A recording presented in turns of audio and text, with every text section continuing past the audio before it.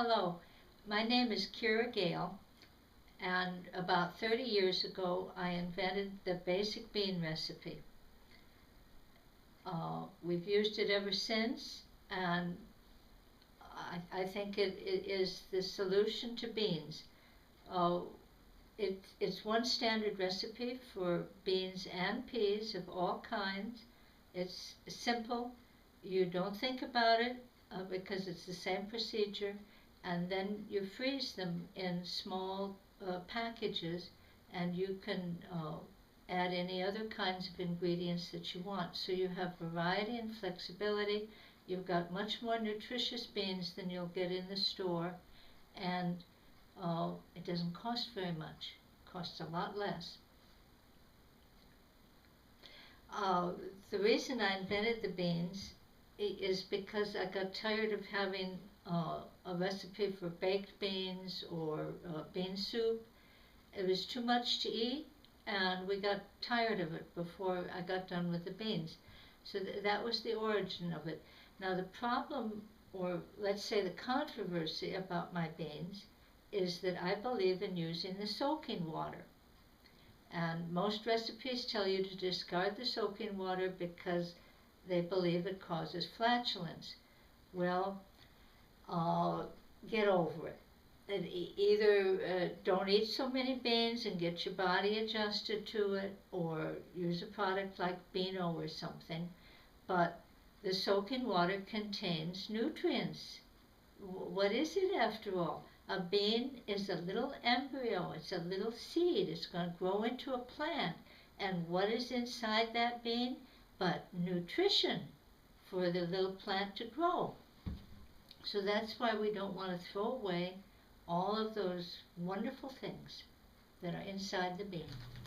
These are the very simple ingredients you need. 2 1-pound package of any kind of dried beans or peas. These are pinto beans. And this makes 6 cups of dried beans. It's either 2 pounds or 6 cups. Then you want 2 cups of chopped onion. A big onion, it should make 2 cups. And 2 teaspoons of garlic cloves chopped. After they've been cooking, this is all in stages, you add 2 tablespoons of oil, any kind of oil. This is olive oil. And the very last thing you do is you add your salt, 2 teaspoons of salt. Easy to remember, everything is in tubes. The next step is to get a big pot, because I'm going to have 6 cups of beans. That'll make 12 cups of frozen beans. So you take 6 cups of beans and you put it in 12 cups of water. You bring the water to a boil.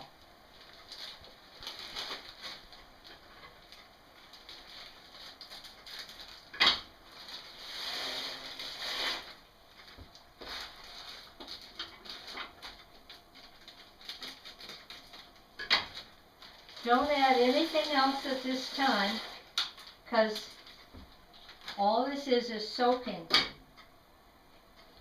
The water's almost at a boil now, and you turn off the heat on the stove, put a lid on it. Then you set your timer for 1 hour, and you can go away and do something else. Okay, the beans have been soaking for an hour now, and they swell up and they absorb all the water.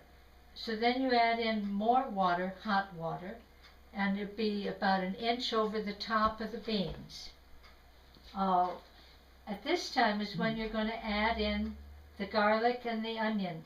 Here we have 2 cups of onion chopped and 2 big cloves of garlic, which is about 2 teaspoons.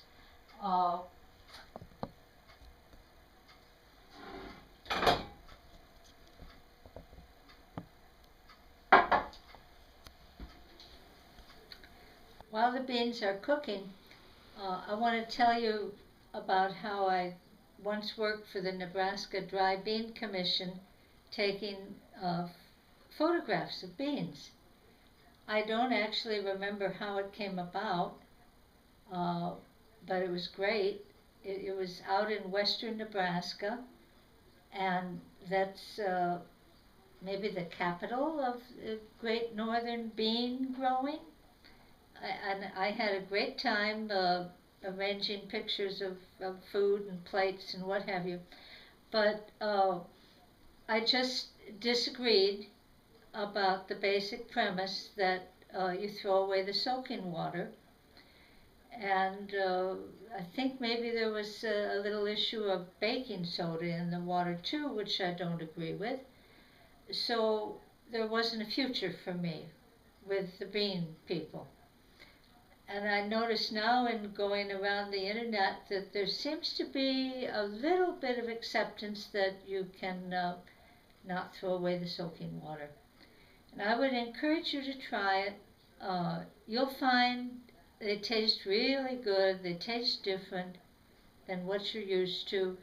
The fresh onion and garlic make a lot of difference. It's tremendously nutritious. And in small amounts, that's the problem. People love my beans and they eat too many of them if I give them to them, and then they suffer from it maybe. So don't eat too many at a time. Get your body used to them.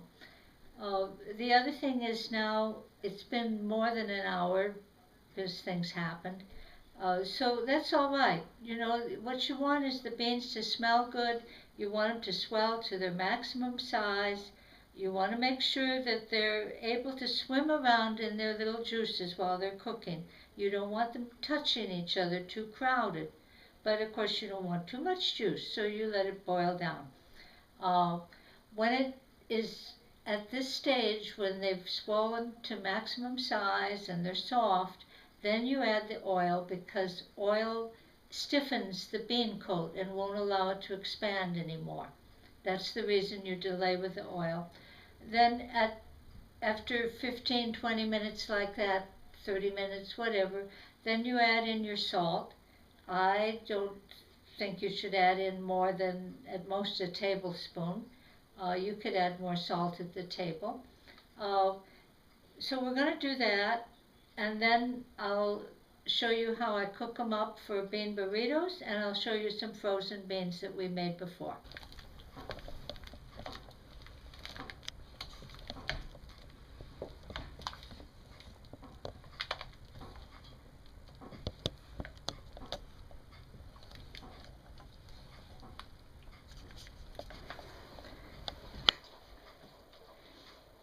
This is the final step. Put in about 2 cups of beans in a bag.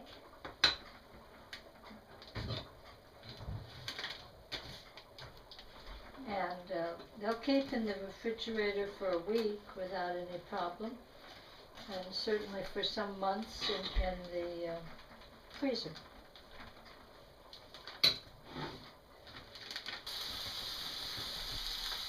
I'm going to show you how I use these beans.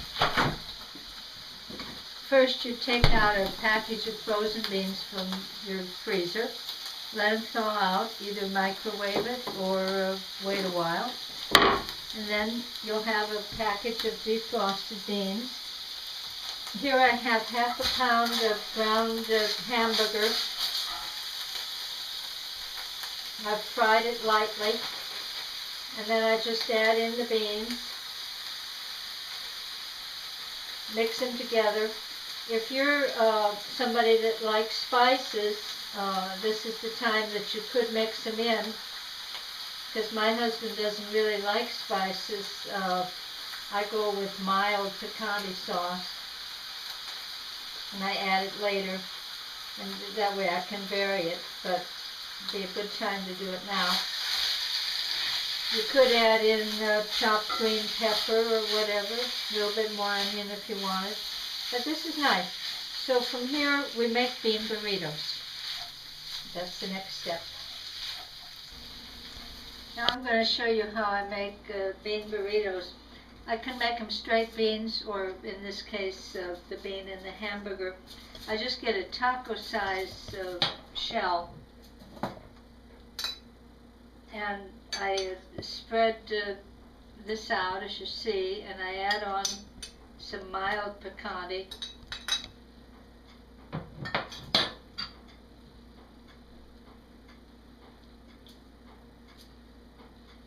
This is the Mexican 4 cheese. then wrap it up. And I like to bake it on the silver foil because then there's no cleanup. But the burrito will stick to the silver foil when it's done after it's baked. So just kind of put a little oil on there and you'll mix a nice shell. And then later, the thing I like about this recipe is that it's you can freeze them, and they're great for breakfast cold and great for lunch. They're a tasty, easy snack. The only thing I really, have ideas about is how you make the beans using the basic bean recipe. But all the rest is entirely up to you, depending on what you like to do. You can improvise.